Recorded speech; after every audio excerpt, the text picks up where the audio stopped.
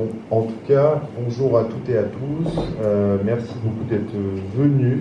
Donc, moi, je suis Mathieu Grassi, je suis le directeur de l'association La Case depuis 5 ans. Et là, je suis en présence avec Corinne Catois. Bonjour, donc moi je fais partie du conseil d'administration depuis 2019. Ouais, c'est ça. Bon, tu dors. Merci à vous d'être là. Du coup, bonjour à toutes et tous, merci d'être présents aujourd'hui.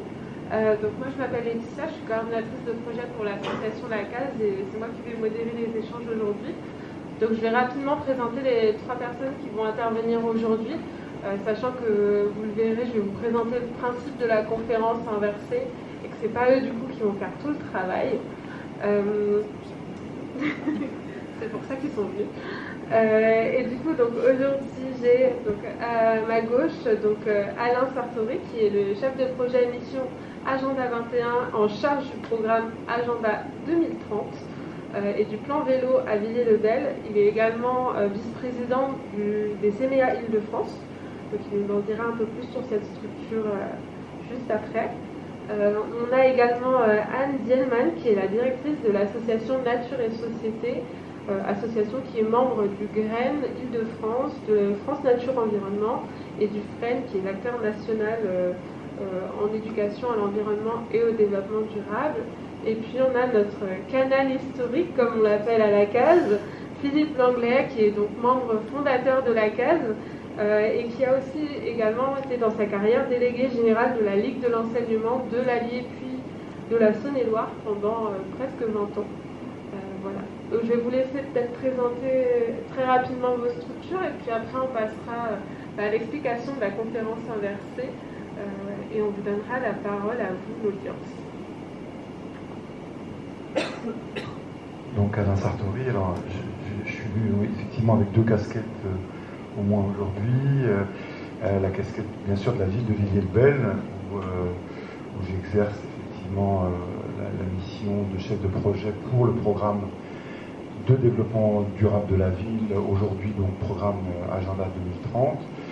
Et par ailleurs, donc j'ai un mandat donc de vice-président pour l'association régionale des CMEA, donc le centre d'éducation aux méthodes centre d'entraînement aux méthodes d'éducation active, donc qui est cette association d'éducation populaire qui forme entre autres les animateurs, les éducateurs, et qui intervient en règle générale sur les questions liées à l'école et à l'éducation.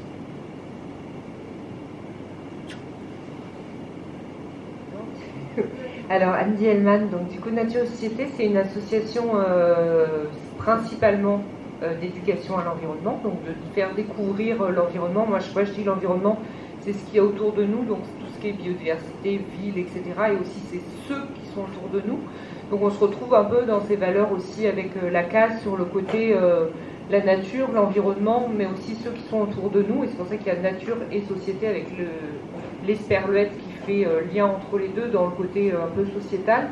Et donc on est sur la découverte de la nature, sur les modes de vie aussi en transition, en les accompagnant vraiment avec des valeurs de l'éducation populaire et en se disant on va vers du positif, vers du participatif et vers des choses où on est complètement raccord normalement là-dessus avec la case. Donc moi, comme on l'a dit, je suis Philippe Langlais, donc je suis retraité d'éducation populaire, donc ça veut dire qu'aujourd'hui, Rémi, je ne peux plus en faire. Mais bon, je suis encore engagé à la case depuis, je suis administrateur depuis 35 ans, donc en fait les 35 ans, donc vous voyez, ça fait un mandat assez long.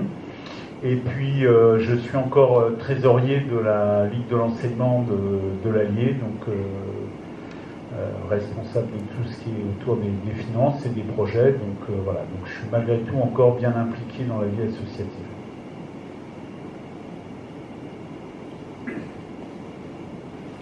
Merci pour ces présentations.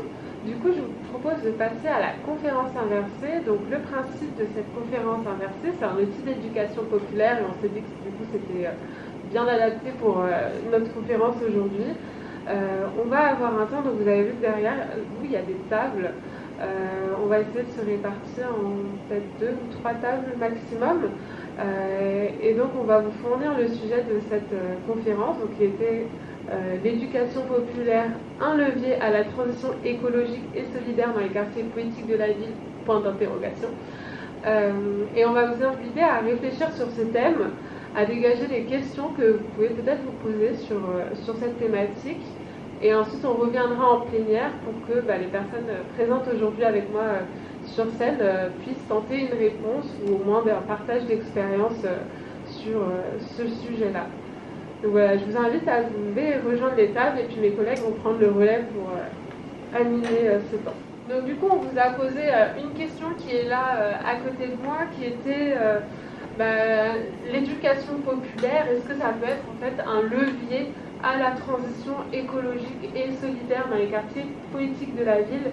On risque d'abréger QPV pendant le reste de la conférence, donc si vous nous entendez dire QPV, ça fait référence à ça. Donc vous nous avez proposé des questions et puis des pistes de réflexion. Donc peut-être que la première question qu'on peut se poser, c'est en fait, c'est quoi l'éducation populaire? Je ne sais pas si l'un d'entre vous peut prendre la parole. Couramment, l'éducation populaire, c'est une éducation qui associe les participants aux réponses apportées aux thématiques travaillées, je crois. Et donc il n'y a pas la partition entre d'un côté les sachants et de l'autre le bon peuple qui écouterait. Il y a peut-être une analyse commune d'une situation, de quelque chose à travailler ensemble pour l'élaboration d'une connaissance collective qui s'enrichit finalement de l'apport des uns et des autres. Excusez-moi, est-ce que vous pouvez rappeler la question, parce qu'il y a des personnes qui sont arrivées et qui viennent d'arriver maintenant. Très bien, on reprend du coup. Là, donc, pour ceux qui viennent d'arriver, l'audience a planché sur la question avant votre arrivée, qui était l'éducation populaire, un levier pour la transition écologique et solidaire dans les quartiers politiques de la ville, point d'interrogation. Donc une question sans verbe, mais qui ouvre de nombreuses possibilités. Et donc chaque groupe a travaillé sur des questions qui nous ont remis et auxquelles les intervenants vont tenter de répondre. Et donc la première question qu'on s'est posée, c'était qu'est-ce que l'éducation populaire? Et donc Alain a apporté un élément de réponse, mais je vois qu'il y a aussi dans un des groupes qui a tenté une définition de l'éducation populaire, qui serait l'éducation par le peuple, pour le peuple, tout au long de la vie, avec une notion de réciprocité et d'émancipation. Tenter, c'est juste ce qu'a dit Condorcet. Hein. C'est tout à fait la définition qui est généralement admise. Ce qui me rassure, c'est que si les Franca, les Sémérailles et la Ligue disent la même chose, on est sauvés. Déjà, on fait front. Passons à nos questions. La première par laquelle il était peut-être intéressant de commencer, c'est en fait justement, est-ce qu'il faut centrer cette question de l'éducation populaire qu'autour des quartiers politiques de la ville? Moi, à mon avis, non. Parce que je pense que c'est pas uniquement une question à traiter là où, soi-disant, on a repéré des difficultés, puisque quartier politique de la ville, ça veut très souvent dire, pour plein de gens, quartier qui pose des problèmes. Or, en fait, ces quartiers-là ne posent pas forcément plus de problèmes que d'autres. On discutait tout à l'heure sur les zones rurales, il y a aussi des soucis, c'est pas les mêmes, c'est tout. Mais est-ce qu'il y a un endroit en France où aujourd'hui les gens pensent qu'ils n'ont aucun problème dans leur environnement proche? Je suis pas sûr que ce soit le sentiment le plus partagé. Il n'y a qu'à regarder les élections, ce que ça donne. Donc je pense que l'éducation populaire, c'est une démarche au service de tous, qui doit être partagée par tous. Et donc quel que soit le lieu, c'est important d'avoir cette question de l'éducation par le peuple et pour le peuple. Je pense, alors c'est la formule de l'époque, ça fait un peu vieux machin, mais c'est ça, et tout au long de la vie, parce qu'en fait, on apprend tous les jours. On apprend de ses expériences, on apprend des expériences des autres, on apprend des savoirs des autres, et nous, on transmet aussi des savoirs aux autres, dans tous les domaines, et quel que soit le lieu.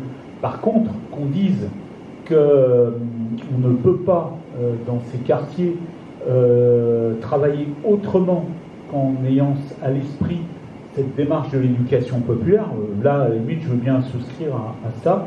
C'est-à-dire que s'il y a des endroits où on ne doit pas faire du descendant, c'est bien dans ces quartiers-là. Maintenant, à mon avis, il faut faire de descendant nulle part. Ce serait vraiment là que ce serait le mieux. Mais s'il y a des endroits où ça doit vraiment être important et où on doit associer les gens à ces démarches, c'est bien dans les quartiers politiques de la ville, mais pas seulement. Peut-être pour compléter, en fait, ce que je trouve intéressant dans ces quartiers, bon, déjà il y a le décloisonnement qui est important quand même dans la notion d'éducation populaire, et donc d'arriver aussi à ce qu'il n'y ait pas des choses qui se font, qui se disent, qui s'adaptent à ces quartiers, des choses complètement différentes qui se fassent sous d'autres formes ailleurs, donc d'arriver à décloisonner, que ça circule, mais en fait c'est plus un même niveau d'accès à l'info, de réflexion commune, donc d'arriver à faire du commun avec ces quartiers.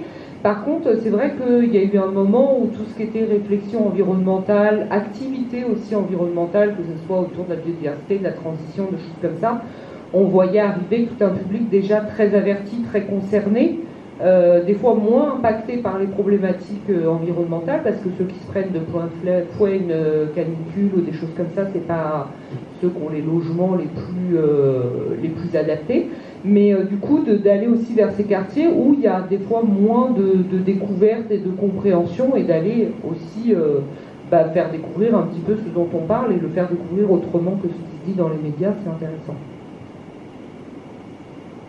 Ouais, moi je partage le fait que les quartiers politiques de la ville sont des espaces où l'éducation populaire a toute sa raison d'être et effectivement est l'outil fantastique pour travailler la relation au savoir et construire à l'élaboration ensemble.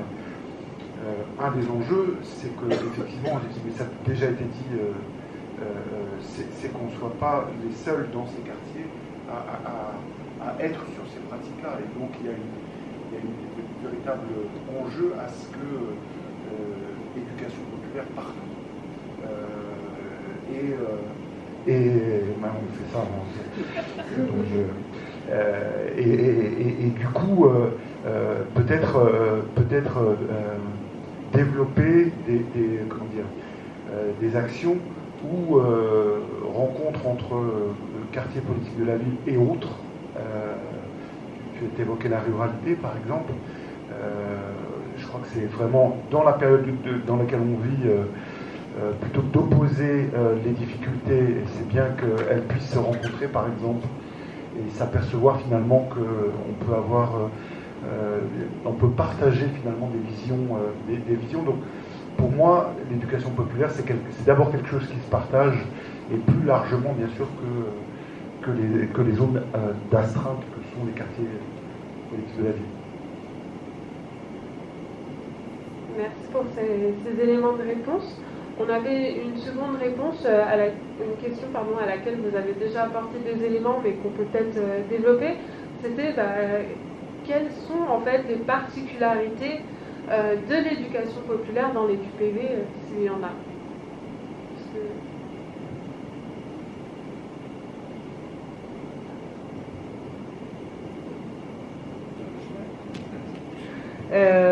Les particularités, peut-être aussi sur le côté justement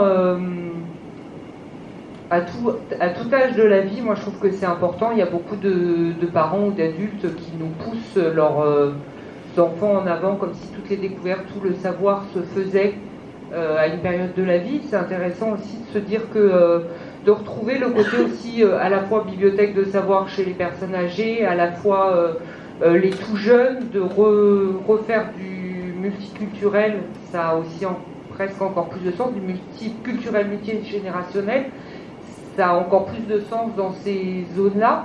Mais sinon, au niveau de... J'ai perdu le bout de ma phrase. Est-ce que tu peux me redire la fin de la question, s'il te plaît?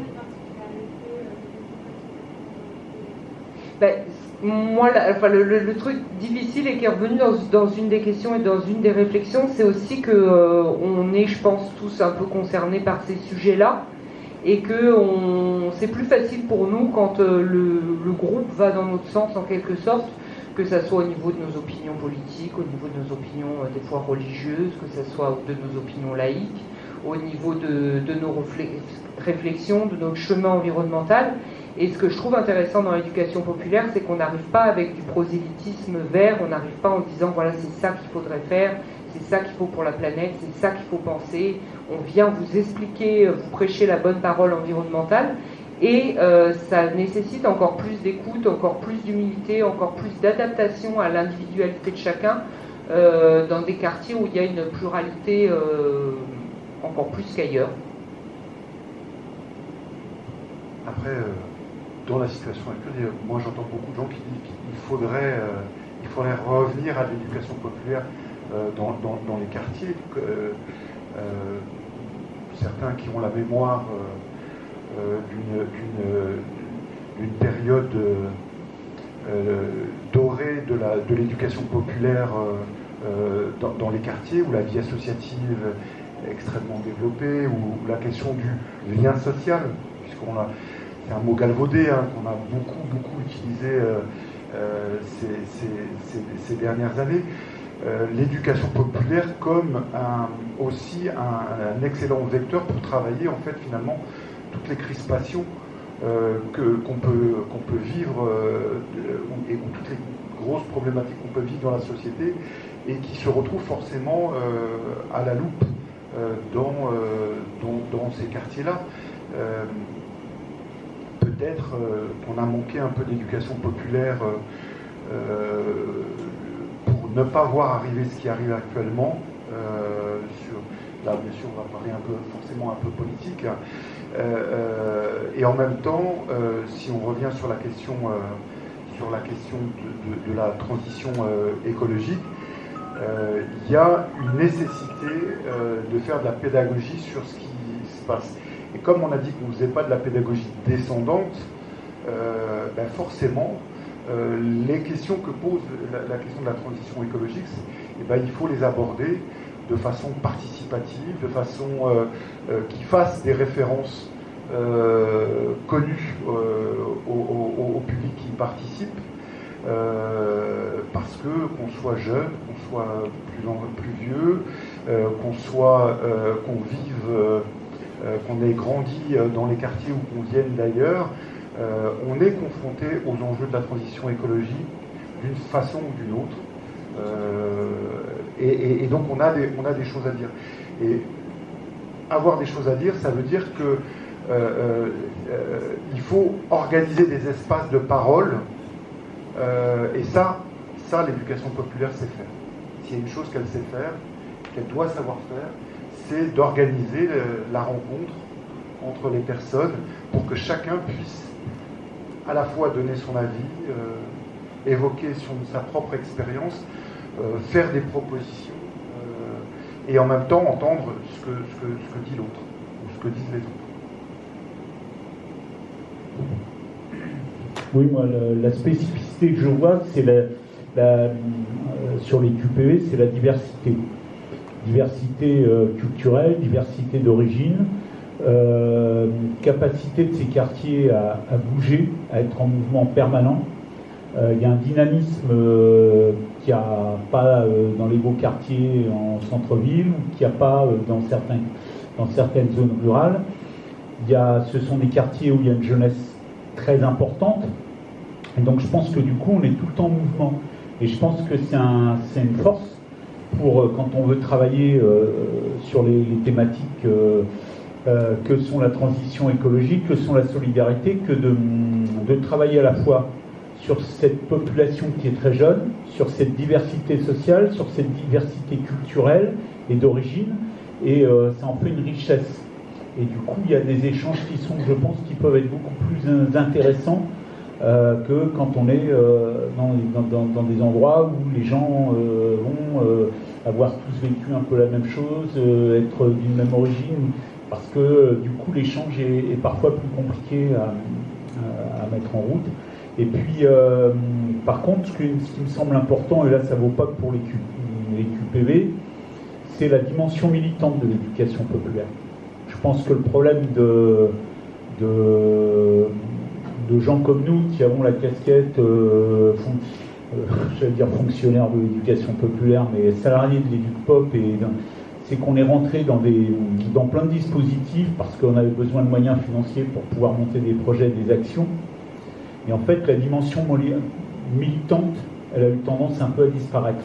Et je pense que d'être le matin en bas d'un escalier, de discuter, d'échanger avec des gens, d'être le soir à un autre endroit, et puis de venir voir avec d'autres personnes comment on peut régler un problème qui se pose. Je pense qu'il y a vraiment une notion d'engagement, et ça qui ne vaut pas que pour les assos, mais qui vaut pour tout le monde. C'est cet engagement auprès des gens, et un engagement qui est réflexif. C'est-à-dire que nous, on s'engage en tant que personne, en tant que citoyen, en direction de gens qui, eux, vont aussi s'engager pour nous à d'autres moments, parce qu'on aura besoin d'eux. Et je pense que cette dimension militante, elle est importante. Je prenais l'exemple tout à l'heure. Regardez les colos. Avant, les colos, ça permettait à 40-50% des gamins des grandes villes de banlieue d'aller découvrir des milieux qu'ils ne connaissaient pas, dans lesquels ils n'avaient jamais mis les pieds, et d'aller rencontrer des gens. Alors, tout n'était pas merveilleux, mais d'aller rencontrer des gens qu'ils n'avaient jamais rencontrés, d'aller voir. Moi, je me rappelle de gamins qui viennent de grandes villes et qui arrivent chez moi, maintenant que j'habite à la campagne, et qui découvrent pour la première fois une vache ailleurs que sur une boîte de vache qui rit. Bon, je veux dire, ça, avant, ça n'existait pas parce qu'il y avait ce brassage, ces mouvements. Et aujourd'hui, les colos, il n'y en a plus. Il n'y en a quasiment plus. On a divisé par 5 ou par 6 le nombre de gamins qui vont en colo. Comment on fait pour faire société avec des gens qui ne se rencontrent jamais? Et ça, je pense que une autre question importante de l'éducation populaire, c'est comment, au travers de l'échange et du partage de savoir, on fait société. Justement, du coup, ça m'a traversé, donc je le place là. Alors j'aurais dû le placer tout à l'heure, mais je pense que ça, c'est important. Et pour ça, il y a une dimension militante, à mon avis, qui me semble importante. Il faut qu'on se réengage. Et je pense qu'on ne s'engage pas assez.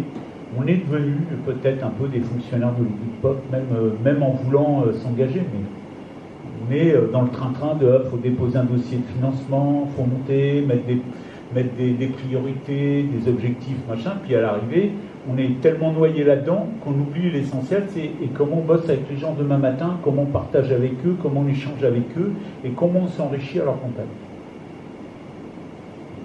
Et donc justement, c'est une des questions qu'on se pose. Et donc on avait notamment la question peut-être de l'importance de ce sujet dans les QPV. Donc on avait la question des spécificités.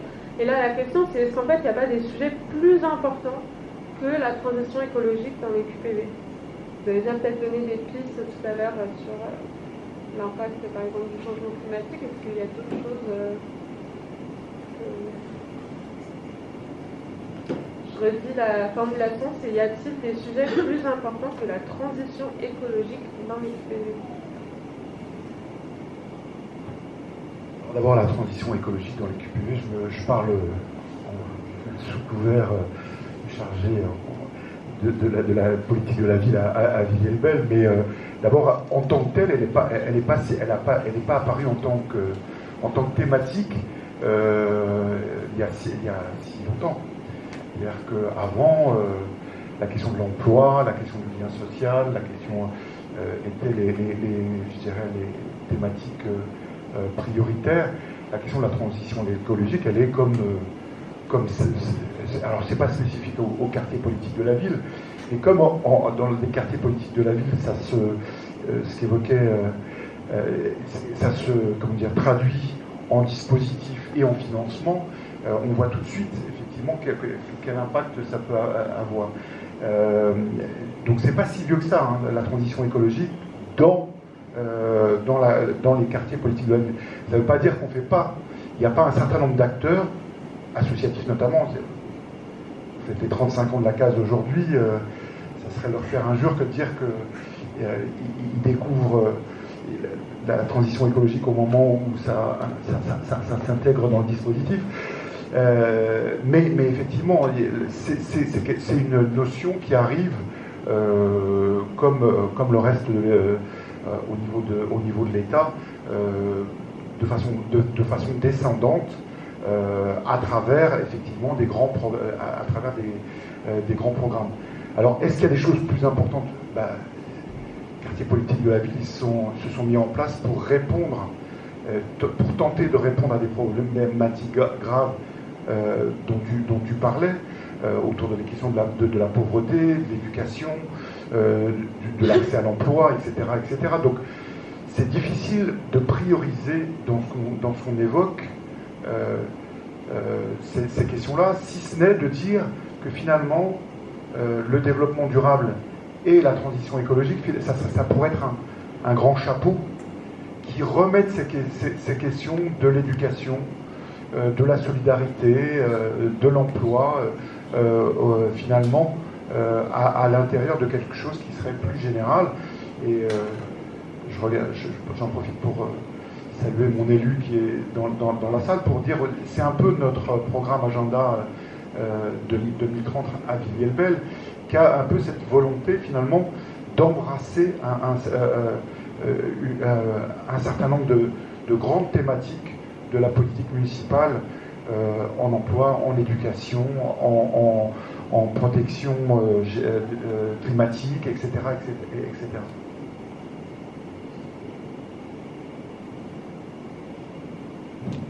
Peut-être juste, il y a un outil qui est un petit peu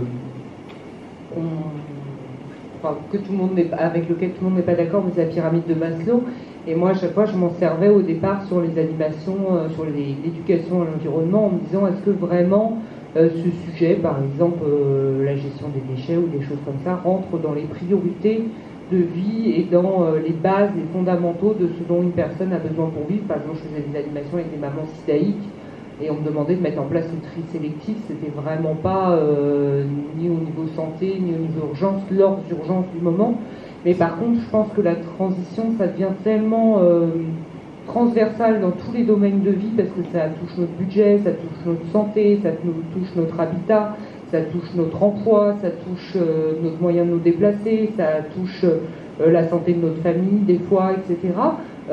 Du coup, ça devient une priorité dans le sens où c'est pas un petit point au milieu de tout le reste et puis il y a aussi ça autour. C'est que c'est relié à l'ensemble des autres sujets du quotidien de notre vie. Donc automatiquement, oui, c'est rallié à toutes les priorités. Oui, moi je suis un peu embêté avec cette question-là parce que effectivement la transition écologique c'est super important. Le problème c'est quand on prend toutes les questions comme tu disais d'ordre social ou autre. Je veux dire, en fait, dans la vie des gens, il y a énormément de choses qui sont très importantes. Et comment ils font pour hiérarchiser?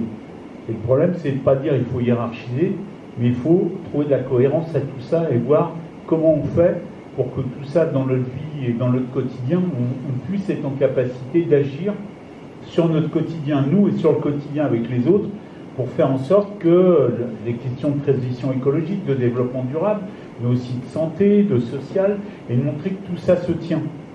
Mais c'est pas évident de montrer que tout ça se tient.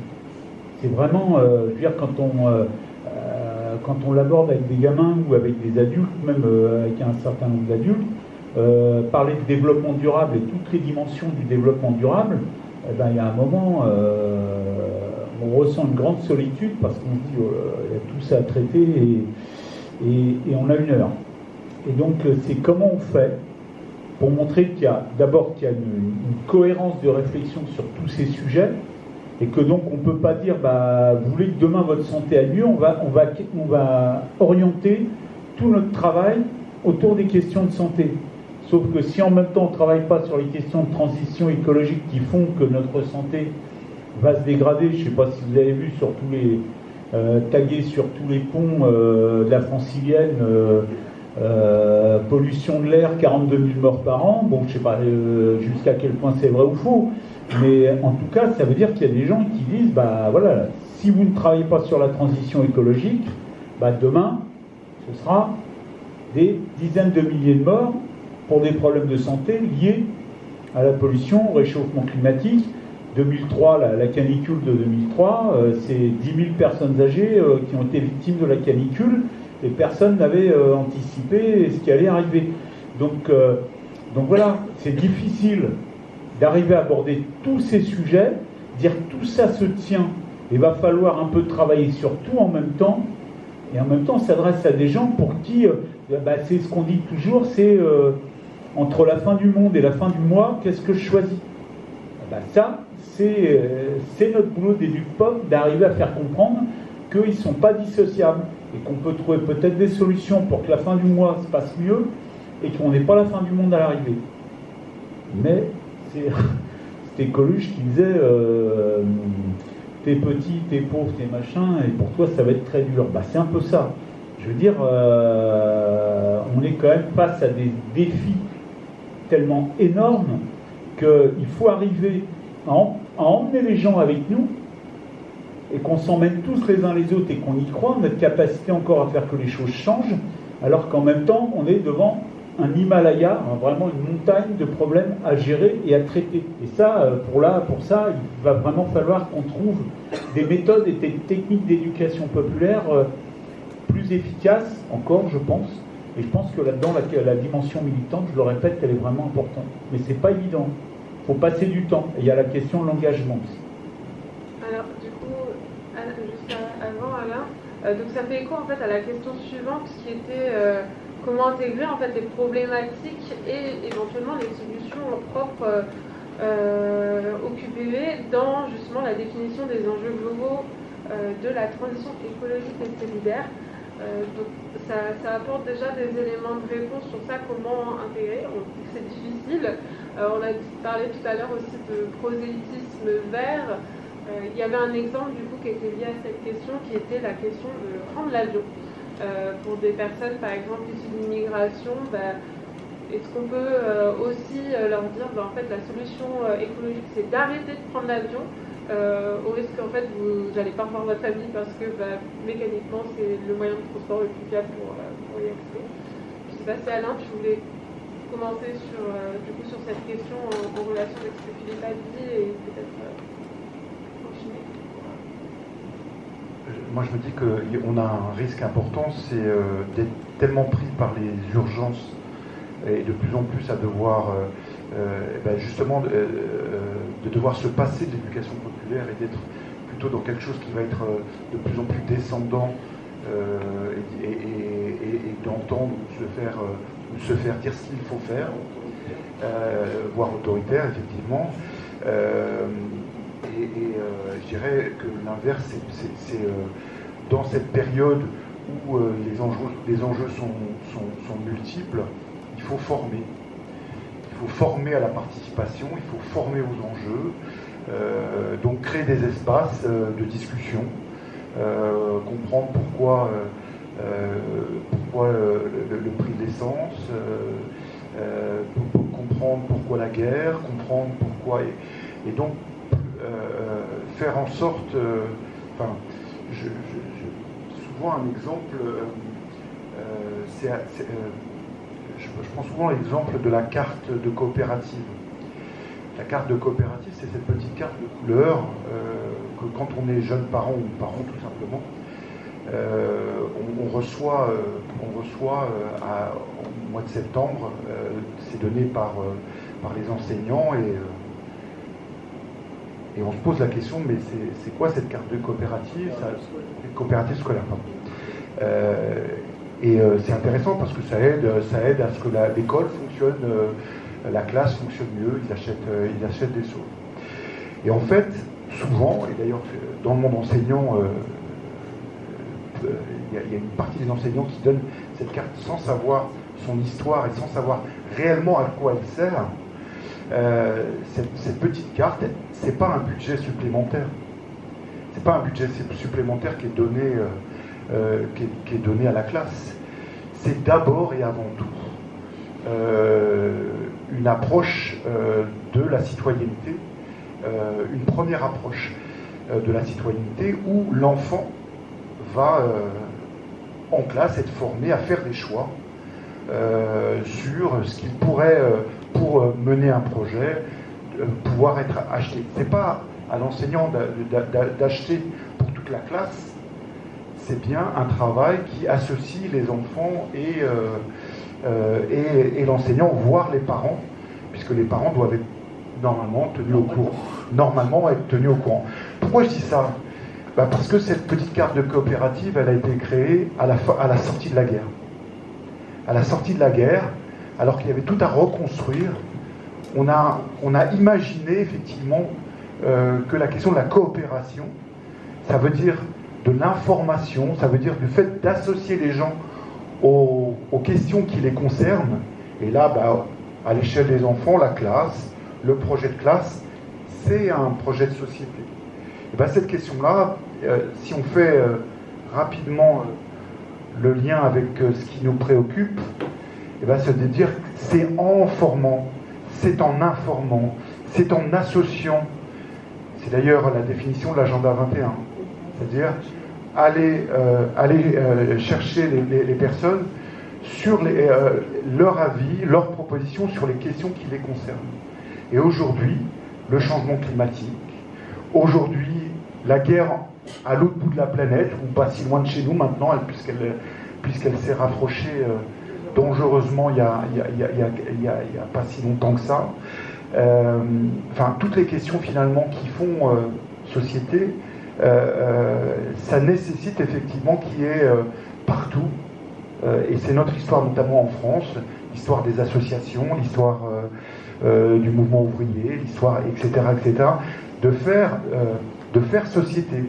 Et donc, d'avoir formé effectivement des militants, je me tourne vers les Francas forcément, vers la Ligue de l'enseignement, vers les CMEA présents et bien sûr de toutes les associations présentes dans la salle, former des militants, ce que tu appelles des militants, à créer ces espaces pour que les gens, on dit souvent au quartier politique de la ville, oui, c'est difficile, hein, je me tourne vers M. Maquin, parce que quand on a commencé à parler comité environnement, quand on a commencé à parler, on a dit mais dans les quartiers populaires c'est difficile parce qu'ils ont d'autres priorités, ils ont d'autres soucis que de parler environnement.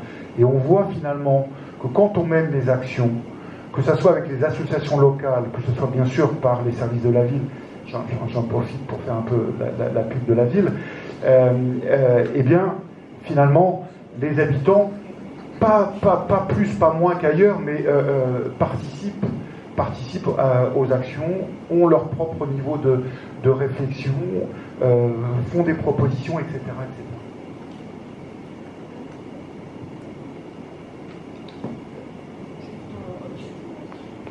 Avec le micro, désolé.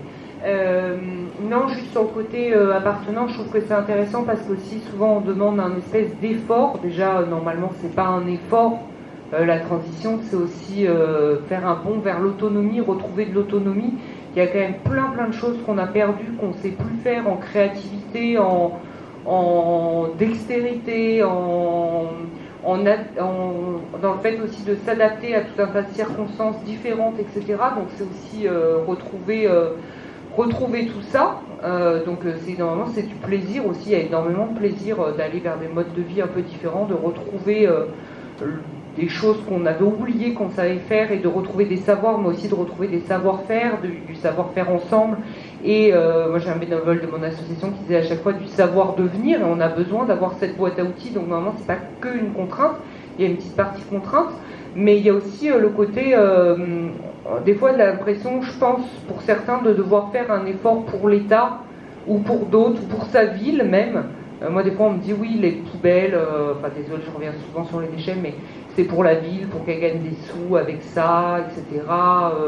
L'eau, c'est pour pas qu'ils aient besoin, et on a l'impression de faire un effort pour d'autres, et donc de se réapproprier aussi son quartier et d'y avoir un attachement, de se sentir aussi habitant de son quartier, de se sentir aussi citoyen du monde, de sentir qu'on a sa place, de sentir qu'on est écouté et qu'on peut être source de propositions, surtout qu'il y a effectivement énormément de propositions et d'idées, parce qu'aussi plus on fait voyager les idées, plus on a vu ailleurs des conséquences, plus on a vu des initiatives, etc., plus aussi ça va fourmiller d'idées et de créativité, plutôt que dans l'entre-soi où on retombe toujours sur du copier-coller des mêmes propositions.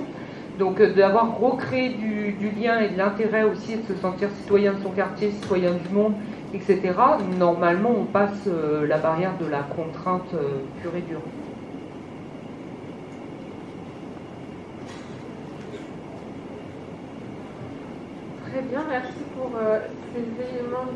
de réponse, on avait une autre question qui était comment mobiliser les gens dans les QPV sur la transition écologique. Donc il y a peut-être déjà des pistes qui ont été évoquées, mais est-ce que vous avez des réponses complémentaires?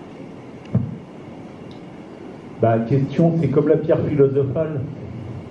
Si on avait la réponse parfaite à cette question, il n'y aurait pas de problème, on serait tous en train de travailler sur la transition écologique et ça marcherait du feu de Dieu. Malheureusement, il n'y a pas, à mon avis, de recette miracle.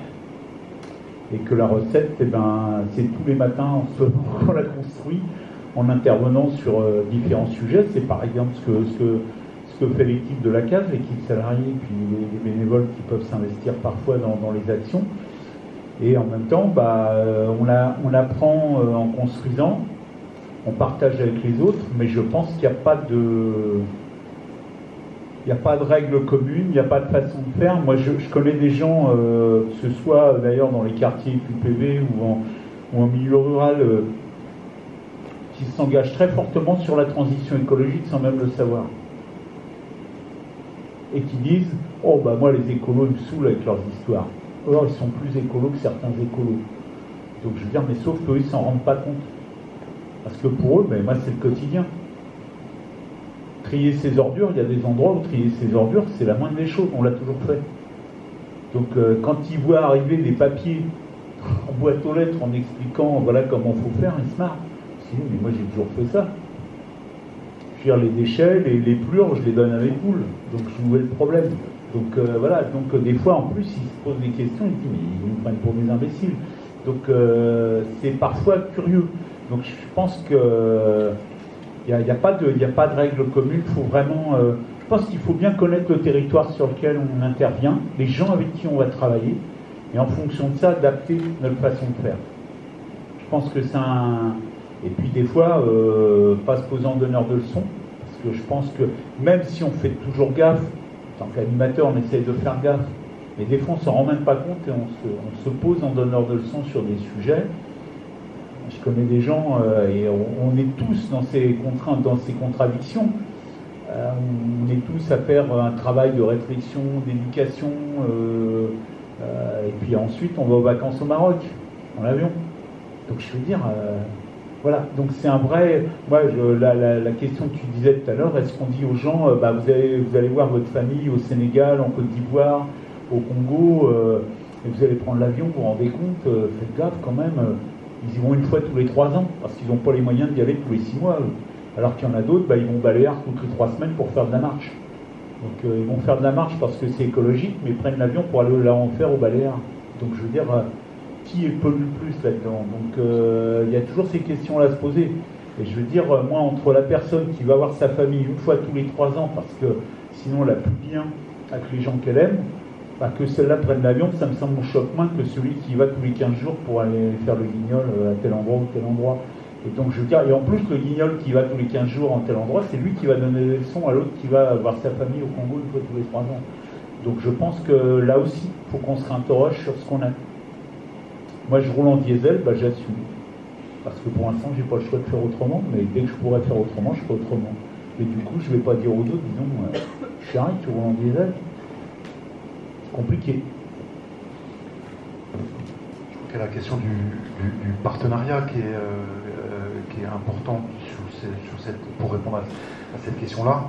Un partenariat avec des acteurs du territoire qui connaissent bien et les particularités de ce territoire, qui connaissent bien les gens, mais c'est l'expérience qu'on a à Villiers-le-Bel finalement. Si on devait parler toujours de la case, on parlerait bien sûr du rallye des solidarités. Et c'est une façon, effectivement, à un moment donné, je crois que je travaille avec la case depuis suffisamment de temps pour... non mais, au-delà de la boutade, c'est une façon de travailler avec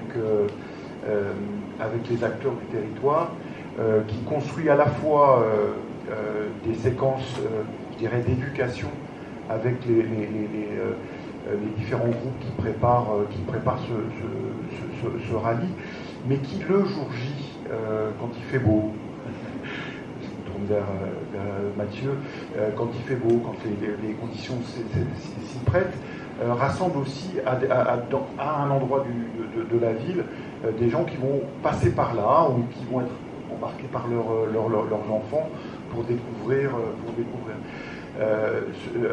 des questions qui vont être liées auxquelles ils ne s'étaient jamais posé.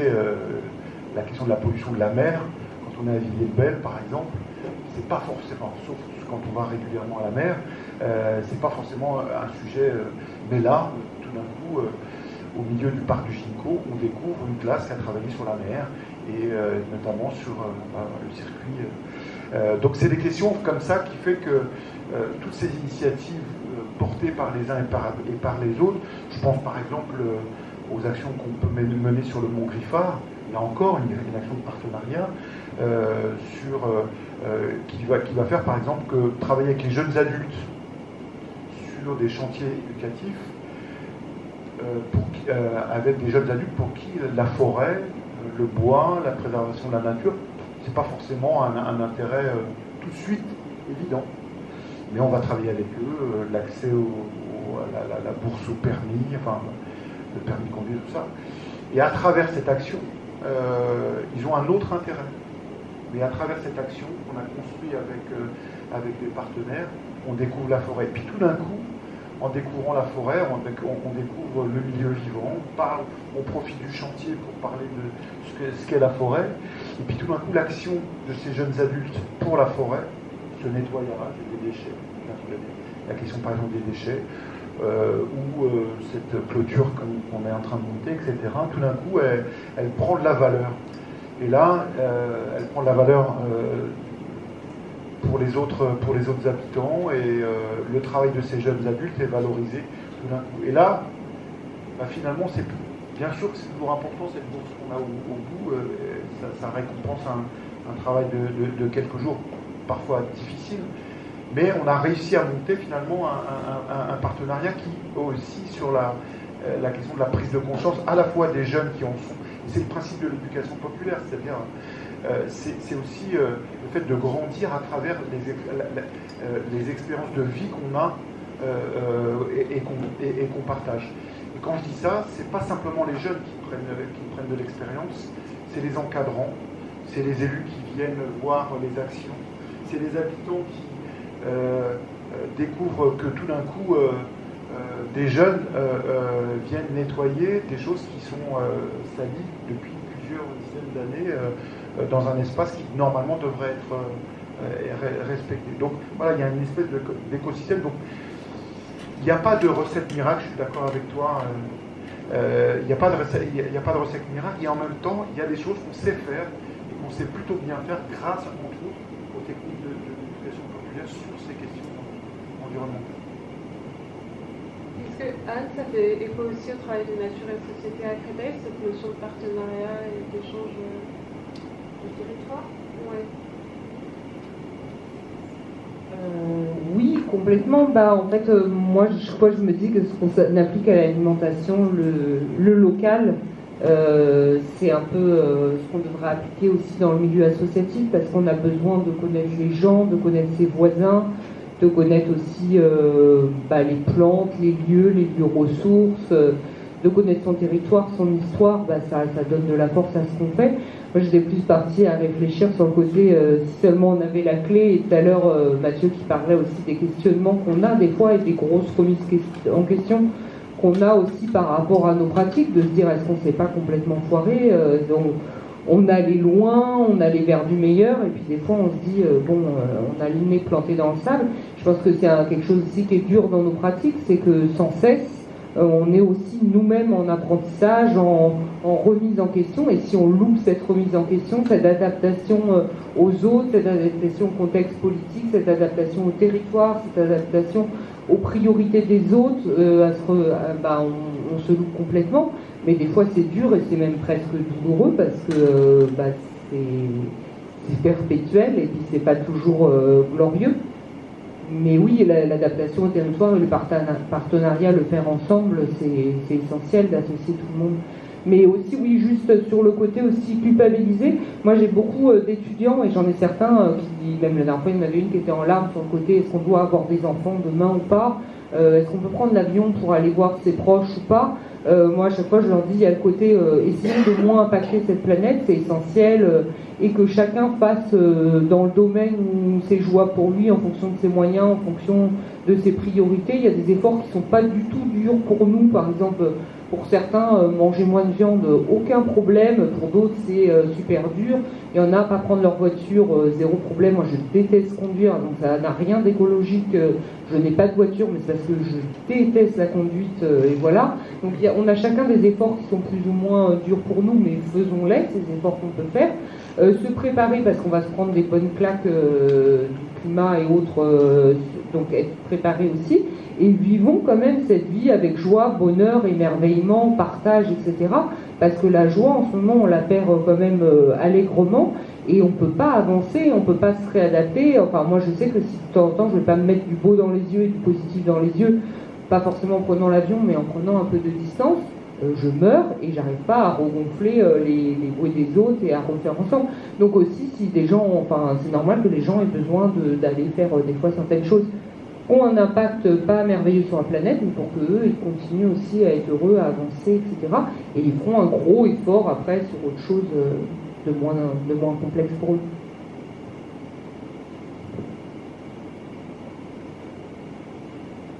Alors, il est déjà presque 18h. Donc on va essayer peut-être de rassembler les dernières questions qui nous restent pour avoir quand même un temps d'échange avec les personnes qui nous ont rejoints et qui n'ont peut-être pas participé à l'élaboration de ces questions.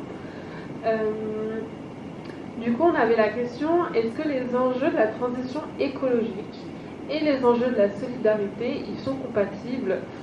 Et il y avait notamment, sur une autre question, du coup, peut-être aussi cette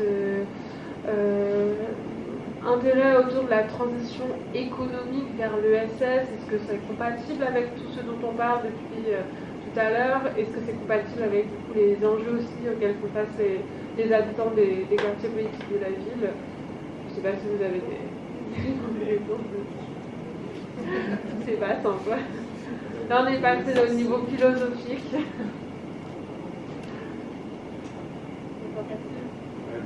Sur la question de l'ESS, pour moi, c'est pas une question au sens où l'ESS, elle fait partie aujourd'hui intégrante. C'est un des piliers, on va dire, reconnaître l'ESS comme un acteur important de ces questions-là, c'est participer finalement aussi à cette transition écologique. À Villiers-le-Bel, on en a un bel exemple, puisqu'on accompagne, on soutient des actions comme la mise en place par image de la ressourcerie. On accompagne la mise en place de la fabrique du vélo par Solicycle, donc des chantiers d'insertion à chaque fois, donc des acteurs vraiment de l'ESS sur le territoire. On accompagne l'association Espérer 95 qui va mettre un chantier d'insertion sur la requalification du Mont-Griffard. Donc pour nous aujourd'hui, en tout cas pour un certain nombre d'acteurs, je crois qu'on ne peut pas différencier les acteurs de l'ESS, on ne peut pas les mettre en opposition avec une action en matière de transition écologique. Je crois c'était pas tout à fait comme ça la question. La question c'était, puisqu'on parle de transition écologique et sociale, pourquoi ne pas avoir parlé de transition économique, notamment via le levier qu'est l'ESS? C'était ça la question. Ok. Et qui n'est pas que l'économie circulaire que décrivait Alain, qui passe aussi, tout à l'heure tu as parlé des coopératives, à quel moment éventuellement on redore le blason des coopératives dans l'école, mais en dehors de l'école, par des coopératives jeunesse de service, par des coopératives de jeunes majeurs, qui sont des structures qui permettent aussi de donner un sens solidaire, peuvent avoir un objet écologique et d'éduquer la population à d'autres pratiques économiques. Enfin, la population. En tout cas, les participants de ces coopératives à d'autres pratiques économiques. Non, c'était juste un complément. C'était pour ça que ce n'était pas tout à fait dans ce sens-là qu'on avait constitué à ce groupe. La question, c'est qu'on souhaitait ajouter le trépied économique dans la question et en faire du coup une question ouverte sur le triptyque développement durable. Ok, donc en tout cas, ajouter cet élément économique où on place l'économie dans cette, comme levier potentiel aussi de cette transition. Est-ce qu'il y a quelqu'un qui veut prendre Oui, je vais. Vous allez être étonné parce que j'ai fait une réponse courte. Non. Donc moi qui suis bavard, ceci. C'est une citation d'un écrivain italien qui s'appelle Umberto Eco, qui dit « À chaque problème compliqué, il y a une réponse simple. Et c'est une mauvaise réponse. » Et en fait, le problème, c'est qu'à tous les problèmes qui se présentent à nous, alors, moi, je ne voudrais pas être catastrophiste, tu dis il faut de la joie. Je voudrais dire aux gens qui sont les plus jeunes d'entre nous ici, effectivement, il y a des choses qui nous angoissent par rapport à l'avenir qui nous attend. Oui, oui. Par exemple, Maurice, qui est un de nos jeunes bambins. Mais des galères, il y en a toujours eu. Des problèmes auxquels on a été confrontés. Imaginez les jeunes de 15 ans en 1939 et en 1940 quand ils voient les nazis arriver en France. Donc je veux dire, n'oublions pas que des moments de vache enragée, on en a vécu. Aujourd'hui, c'est la question écologique qui est au centre. Même si certains pensent que ce n'est pas le cas et qu'on va nous faire de l'écologie punitive. Ce n'est pas le but. Le but, c'est qu'on prépare une planète vivable pour demain, pour nous, pour tout le monde, y compris pour les espèces animales et les espèces végétales. Et pour qu'on prépare cette planète vivable pour nous demain, il faut qu'on s'y mette tous ensemble et qu'on y croit, et qu'on croit en la possibilité de le faire. Et la seule difficulté, c'est comment chacun puisse, à son niveau, en tant que citoyen, en tant que futur citoyen, quand c'est des gamins, des ados, apporter sa pierre à l'édifice. Alors d'abord, c'est pas effectivement de faire culpabiliser, parce qu'en plus, ceux qu'on fait culpabiliser, c'est souvent ceux qui ont l'empreinte écologique la moins forte. C'est à ceux-là qu'on monte du doigt. C'est jamais ceux qui, eux, gaspillent. C'est pas celui qui a une piscine chez lui, un SUV dans son garage, et qui prend l'avion 10 fois, 20 fois par an, qu'on va culpabiliser plus. Mais c'est les gens qui, une fois, ce que je disais, un voyage pour aller voir sa famille en avion, là on va dire, quand même, quelle honte, c'est scandaleux. Donc vraiment, il faut qu'on voit comment on peut travailler ensemble. Et donc je reviens à mon histoire, il y a la question militante, là il y a la question de l'engagement. On ne pourra pas s'économiser la question de l'engagement citoyen de chacun d'entre nous. Et je pense que pour tous les sujets qu'on aborde sur cette dimension du développement durable, de la transition écologique, et le rôle de chacun sur ces actions, eh bien, il faut que chacun y mette du sien, qu'il y ait un travail, alors qu'il y ait un partage de savoir, partage éducatif, et la capacité à pouvoir travailler avec d'autres. Et je crois que le lien social, l'échange, la discussion, la confrontation, mais sont vraiment importantes. Et aujourd'hui, malheureusement, dans nos sociétés, les gens vivent en tuyaux d'orgue. Ils ne se parlent plus. Et c'est une vraie difficulté. Comment on construit ensemble un monde meilleur demain si on passe son temps à se tourner le dos et à se faire la gueule? C'est un vrai problème. Et je pense que donc c'est une dynamique vraiment militante importante à faire. Et ça, je pense qu'on peut le faire, mais pour ça, il faut être un petit peu optimiste aussi.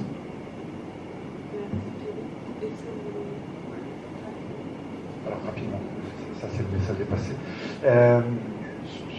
Je pense que les enjeux de ces questions écologiques, c'est à la fois qu'on doit faire un effort individuel, une compréhension individuelle. Qu'est-ce que je change dans mes pratiques qui peut impacter ces questions-là, et qu'est-ce que je peux demander aussi à la société. Et si on ne veut pas tomber dans une écologie punitive, comme on l'a souvent, on a souvent fait référence, eh ben, il faut former les citoyens. Il faut former les citoyens à accepter de changer les pratiques là où ils peuvent agir en tant qu'individus.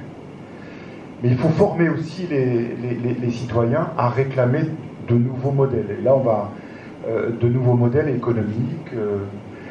Et c'est là où les impacts ils sont compliqués. C'est là où entrent les questions de la politique. Former les habitants à la politique, c'est réinventer des choses qui existaient avant. On parlait des syndicats, on parlait des partis politiques, on a perdu ça. On a perdu ça parce qu'on a une société, on nous a vendu une société de l'hyper-individualisme et de l'hyper-consommation. On est pris à notre propre piège dans cette histoire. Finalement, si on ne revient pas à remettre du collectif, et c'est sans doute le but ultime de l'éducation populaire, c'est remettre du commun, remettre du collectif dans tout ça. Et c'est pas simplement dire qu'est-ce que je peux changer si je fais du vélo au lieu de prendre la voiture, parce que il y a certaines études qui ont dit finalement ce qu'on demande aux habitants, l'impact, il n'est pas si grand que ça. Et pourtant il faut le faire.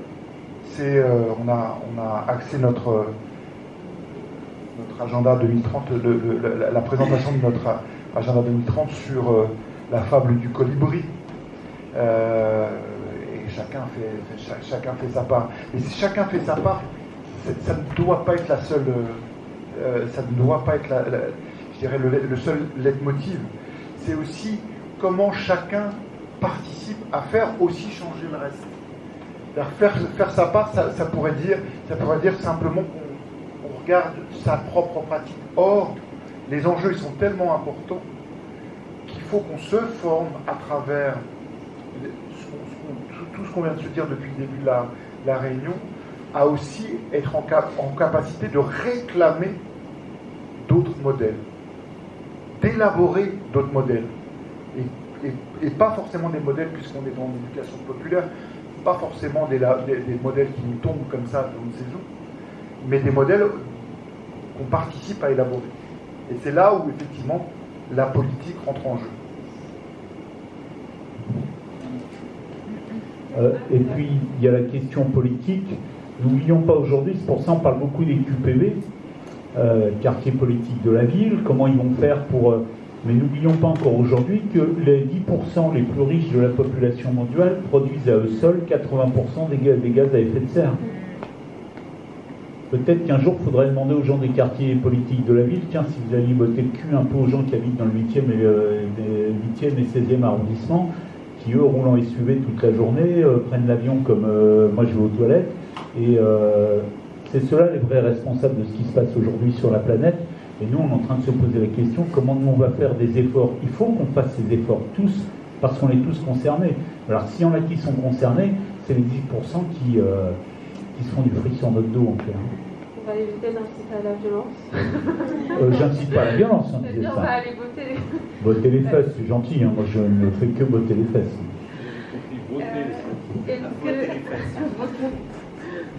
Est-ce que Anne voulait rajouter quelque chose? On peut rajouter un dernier mot. Non, sur le côté, je trouvais ça intéressant, le côté implication, démocratie, etc. C'est toujours aussi les associations qui ont contribué à donner du sens aussi à la politique et à recréer du lien, parce qu'il n'y a pas juste un décideur et des lois et des choses qui se passent en haut lieu et en bas le peuple, etc. Et se rappeler qu'aussi c'est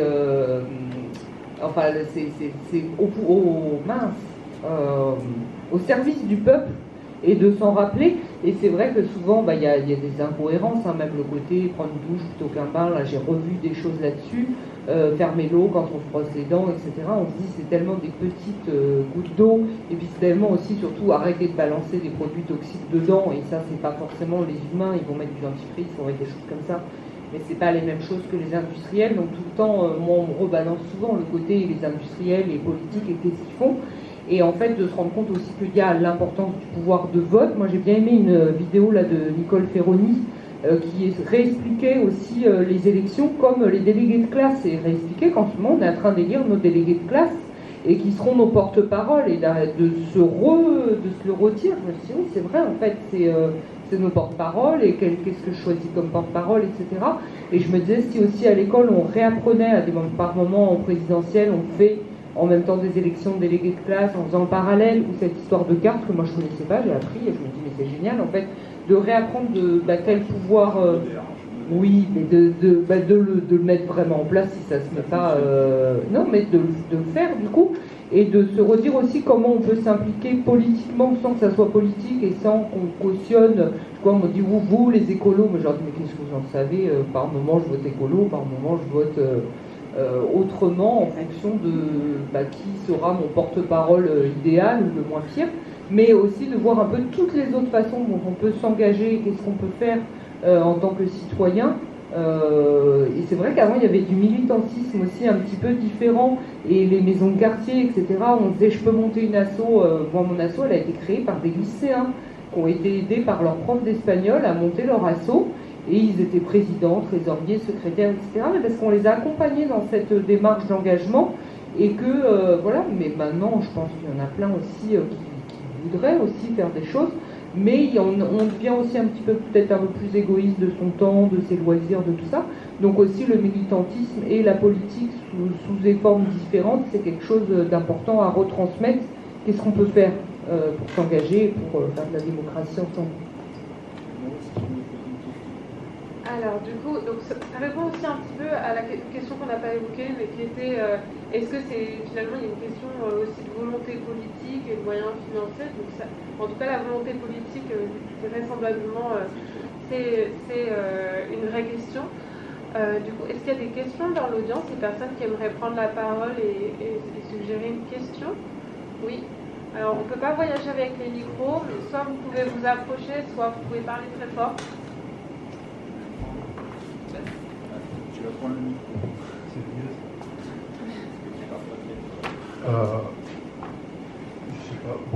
Bonjour à tous. Donc, je reviens tout à l'heure parce qu'on avait évoqué une question par rapport à la priorisation des problèmes dans les quartiers de la politique de la ville.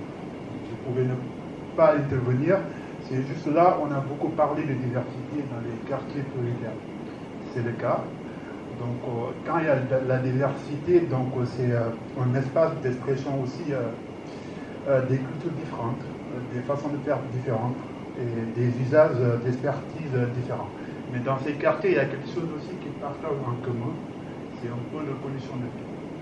Il faut savoir que les quartiers de la politique de la ville sont déterminés à travers un critère qui est le revenu. Donc, ce sont les gens qui ont un revenu minimum qui se retrouvent dans le même quartier.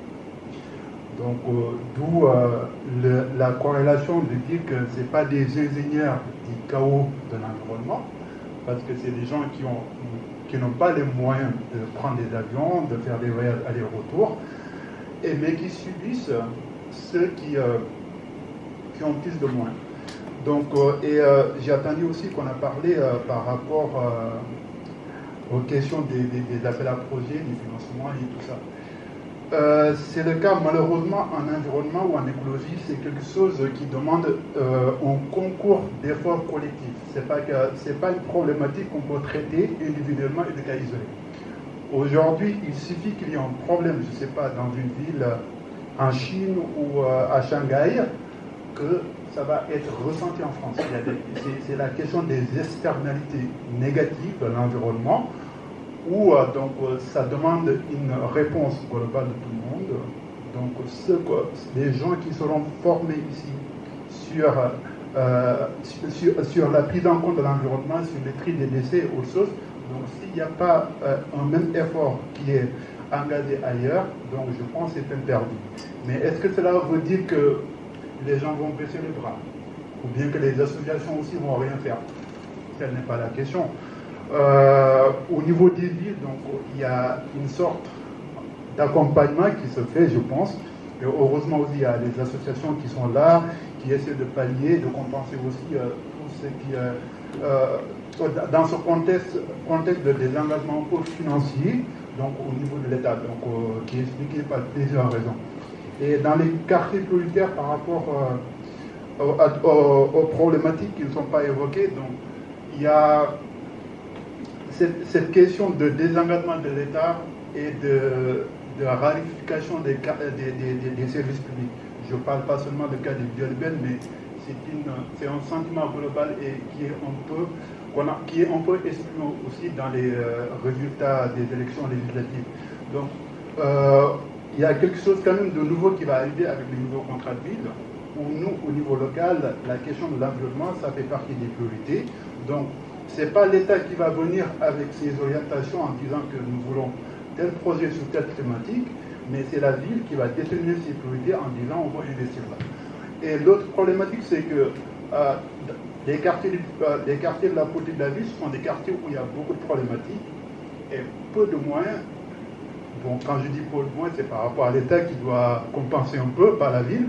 Donc, si on est là à être écartelé, à vouloir traiter globalement tous les problèmes alors que les moyens sont insuffisants, donc ça ne règle rien, on sera dans une situation de saupoudrage où on va faire plaisir à tout le monde. Et sur la question des associations, certes, c'est non, je reviens. Mathieu va m'excuser un peu parce que à chaque fois je relance pour les bilans et tout ça. On est dans une logique de projet où il y a la construction, les objectifs et les bilans à faire. C'est pas évident, c'est difficile. Mais dans les 3 ans à venir, il y a ce qu'on appelle les CPE. Ce sont les conventions pluriannuelles d'objectifs où vous allez pouvoir déterminer votre projet sur 3 ans. Donc dans ces 3 ans-là, donc, vous avez le temps de définir, redéfinir, réajuster. On peut, en partant aussi des priorités de la ville, donc sortir des concertations citoyennes. On est là pour accompagner encore une fois, donc même si la CASE, c'est une association qui est implantée et qui fait beaucoup, et donc il y a beaucoup de choses aussi à apprendre aux autres associations dans ce cadre-là. Merci beaucoup. Pour mettre le contexte, M. Ba, il travaille à la ville de Villiers-le-Bel, et donc toutes ces informations sur les contrats de ville à venir. Merci beaucoup. Est-ce que quelqu'un a une question ou une intervention? Monsieur Macron. Alors moi je suis vieux, je suis obligé de m'asseoir. Alors moi c'était pas une question, c'était plutôt une réflexion et dans un premier temps vous dire un grand remerciement à tous et à toutes.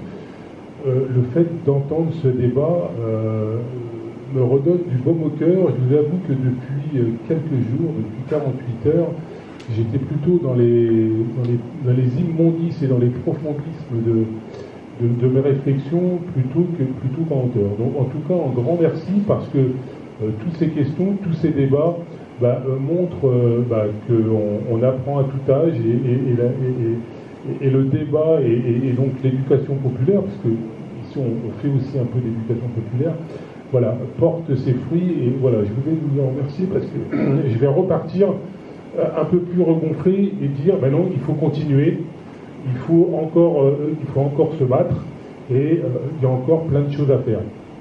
Très rapidement, naturellement que l'éducation populaire est un levier indispensable pour la transition écologique et puis la solidarité.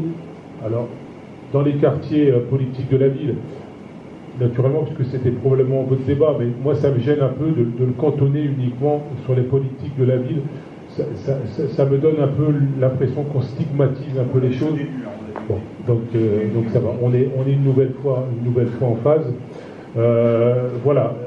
Moi je dirais que l'un des aspects qui me paraît très important de l'éducation populaire, c'est de démontrer justement au peuple, avec un grand P et à la population, leur capacité et leur pouvoir. Je pense qu'aujourd'hui, effectivement, le fait d'avoir mis les gens, comme tu dis, dans un cylindre, qu'on ne se parle pas, on ne démontre pas la capacité qu'a la population.